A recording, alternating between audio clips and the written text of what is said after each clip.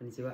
मानवी एउटा नवीन मैले योभन्दा अगाडि पनि पोस्ट गरेको थिएँ है एकदम सजिलो काम जसलाई चाहिँ धेरै भाषा आउँदैन इन्सान बराबर पनि म बोल्छु बोल्दिनँ भन्ने अलिकति चाहिँ कन्फ्युज भएको मान्छेहरूको लागि भनेर पोस्ट गरेको थिएँ गाडीहरू सफा गर्ने काम है टोकियोमा भएको टोकियोको तकासीमा दायरा भन्ने ठाउँमा भएको गाडी सफा गर्ने काम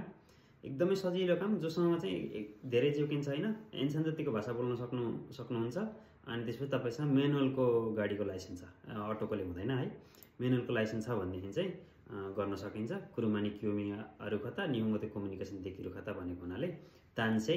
टोकियोमा काम गर्न चाहनुहुने कोही हुनुहुन्छ भने रेना गर्न सक्नुहुन्छ यसमा जिक्यूमा काम गर्नुपर्छ स्टार्टिङ स्यालेरी चाहिँ 1250 छ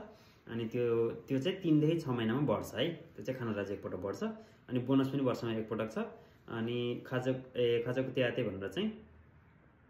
तपाईलाई एक जना बराबर 5000 हुन्छ है यो चाहिँ स्यालेरी बाहेकको कुरा भयो माकी गोल्डन विकमा 4 दिन बिदा हुन्छ नाचुयासिमी भनेर 9 दिन बिदा हुन्छ अनि नेममा चाहिँ नेन्सी भनेर 9 दिन बिदा हुन्छ त्यो बाहेक हप्तामा 2 दिन चाहिँ खानराज बिदा हुन्छ त्यो गर्दा तपाईको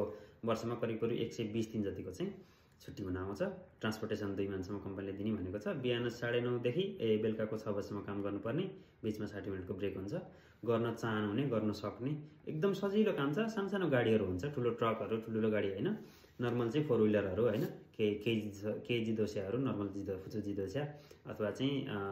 त्यत्रो ठुलो खालको गाडी चाहिँ हुँदैन त्यो खालको गाडीहरू सरसफाई गर्नुपर्ने अब बाहिरपट्टि सरसफाई मेसिनले गरिदिहाल्छ भित्रपट्टिको डिटेलिङहरु देखि लिएर ती सामान्य सजिलो कामहरू धेरै चाहिँ टेन्सन नलिकन आफू खोरखोरु गयो एकरो काम गर्यो फर्केर आयो त्यो खालको गर्न चाहनुहुने कोही हुनुहुन्छ भने मलाई कोड नम्बर 457 मा टोकियोमा काम गर्न चाहनुहुने कोही हुनुहुन्छ भने रेन्डा गर्न सक्नुहुन्छ